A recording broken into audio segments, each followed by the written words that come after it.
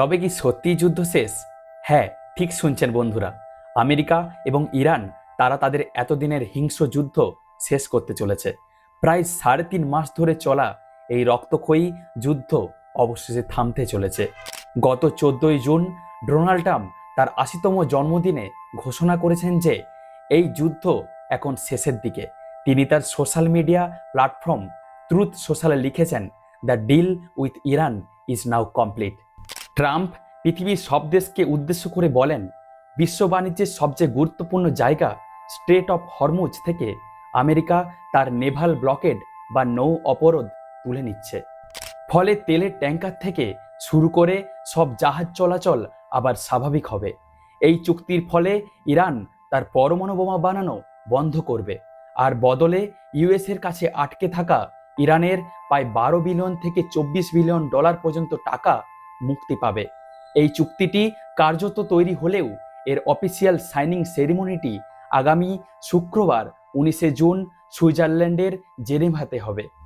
কিন্তু বন্ধুরা, এই ডিলের পেছনে সবচেয়ে বড় যে প্রশ্নটা উঠছে তা আমাদের ভারতের কূটনীতি নিয়ে। যে দেশ নিজেকে বিশ্বগুরু বলে দাবি করে, বিশ্ব রাজনীতির এত বড় একটা শান্তি চুক্তি, সেই চুক্তিতে ভারত কেন কোনো জায়গা পেল না? কেন ভারত এখানে মিডিয়েটর হিসাবে থাকতে পারলো না? ইউক্রেন রাশিয়া যুদ্ধ থেকে শুরু করে আজকের এই ইউএসএ ডিল, সব জায়গাতেই দেখা যাচ্ছে বিশ্বমঞ্চে সিদ্ধান্ত নেওয়ার সময় ভারতকে বাইরে রাখা হচ্ছে।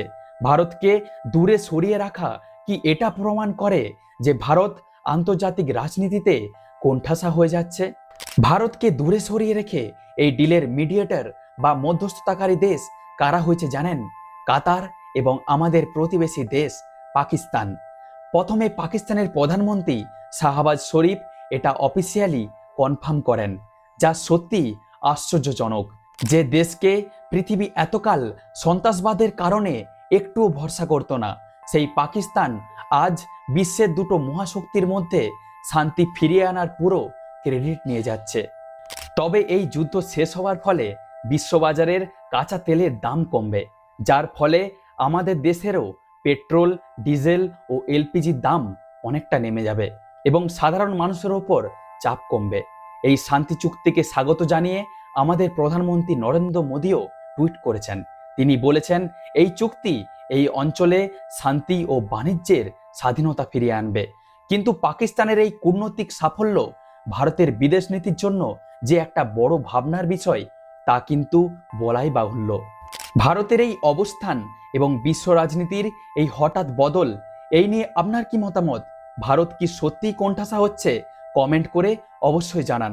আপনারা দেখছেন দীনদয়াল টক্স।